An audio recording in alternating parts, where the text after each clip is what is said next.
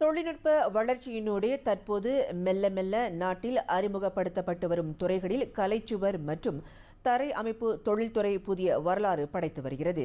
மலேசியர்கள் பலரால் அறியப்படாமல் இலைமறை காயாக இருக்கும் இத்துறையில் இந்தியர்கள் உடனடியாக கால் பதித்து பீடுநடை போட வேண்டும் என்கிறார் இதில் ஈடுபட்டுள்ள முதல் மலேசிய இந்தியரான ஜேம்ஸ் அன்பானந்தன்.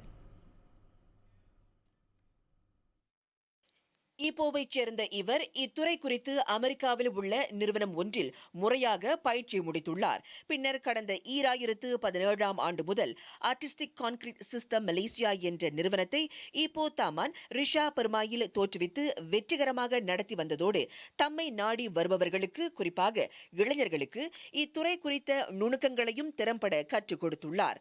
ஜேம்ஸின் ஆற்றலை அறிந்த மித்ரா முதற்கட்டமாக 20 இளைஞர்களுக்கு இப்பயிற்சியை கற்றுக் கொடுக்குமாறும் அதற்கான செலவை தமது தரப்பே ஏற்றுக்கொள்வதாகவும் கூறியிருந்தது.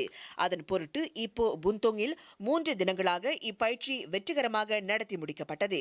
ஆண்களுக்கு நிகராக பெண்களும் அதிக அளவில் இப்பயிற்சியில் கலந்து கொண்டது தமக்கு மிகுந்த மனநிறைவளிப்பதாக ஜேம்ஸ் அன்பானந்தன் கூறினார். இந்த இண்டஸ்ட்ரியில இன்னும் யாருமே இல்லை. நான் அடிச்சு சொல்லுவேன், நான் யாரும் இல்லை. ஏன் அப்படின்னா நாங்கள் இத்தனை வருஷத்தில் எடுக்கும்போது assistant flooring, decorative assistant flooring plus overlay போட்டு செய்யுது. இன்னும் மலேசியாவில் இல்லை. இந்த கம்பெனி ஃபோன் பண்ணது இப்போ இந்த பொருளும் நாங்கள் சொந்தமாக தான் தயாரிக்கிறோம். யூஎஸ் டெக்னாலஜி, ஆனால் மலேசியாவில் தயாரிக்கப்படுது. சில கொலபரேஷன் இருக்குது யூஎஸ் கம்பெனியோட. ஸோ நம்ம என்ன எதிர்பார்க்குறோன்னா, டிவேட்லேருந்து அல்லது காலேஜ் கம்யூனிட்டி அல்லது தனியாளர்கள், நீங்களாம் இந்த தொழிலை ஒரு கண்ணோட்டம் விட்டு நீங்கள் உங்களோட சிந்தனைக்கு இது நான் என்னால் செய்ய முடியுமா, அல்லது இது எவ்வளோ தூரம் போகும் அப்படின்னு சொல்லிட்டு நீங்கள் கண்ணோட்டம் விட்டு நீங்கள் ட்ரைனிங்க்கு வரலாம். முற்றிலும் தமிழ் மொழியிலேயே நடத்தப்பட்ட இப்பயிற்சி தங்களிடையே புத்தாக்க சிந்தனையையும் புதிய மறுமலர்ச்சியையும் ஏற்படுத்தி உள்ளதாக அதில் கலந்து கொண்ட சிலர் தெரிவித்தனர். இப்படியே ஒரு தொழில், அதுவும் இந்தியர் இந்த மாதிரி ஒரு மார்க்கெட்டிங் கம்பெனி வச்சுருக்காங்க அப்படின்றதுல ஒரு பெருமையான ஒரு விஷயம். இன்னும் மேலும் மேலும் அதிகமான பெண்கள் இந்த தொழிலை கற்றுக்கணும். இதன் மூலயமா நம்ம இன்னும் எப்படி நம்ம சம்பாதிக்கணும் அப்படின்றத இங்கே கற்றுக்கலாம். டீச்சர் பார்த்தா நம்மளுக்கு இதில் நிறைய வேலைவாய்ப்புகள் நிறைய வேலைவாய்ப்புகள் இருக்குது. பெண்கள் எங்களை போன்ற இளைஞர்கள் சுயமாக வியாபார வாய்ப்பில் முன்னேறலாம் அப்படின்னு வழிவகுத்து கொடுத்துருக்காங்க.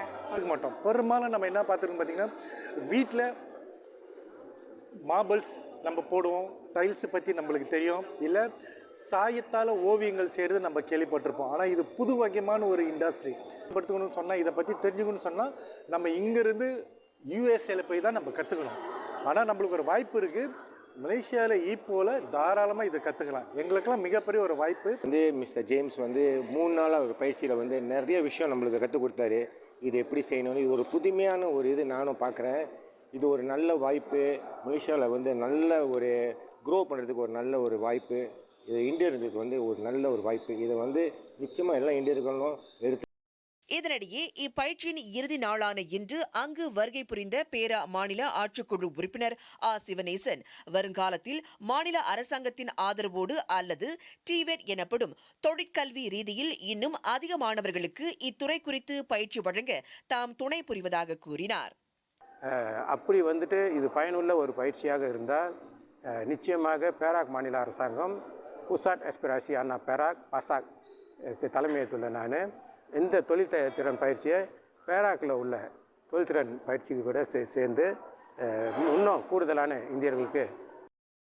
நிகழ்ச்சியின் நிறைவில் பயிற்சியில் கலந்து கொண்ட அனைவருக்கும் சிவனேசன் நற்சான்றிதழை எடுத்து வழங்கினார்.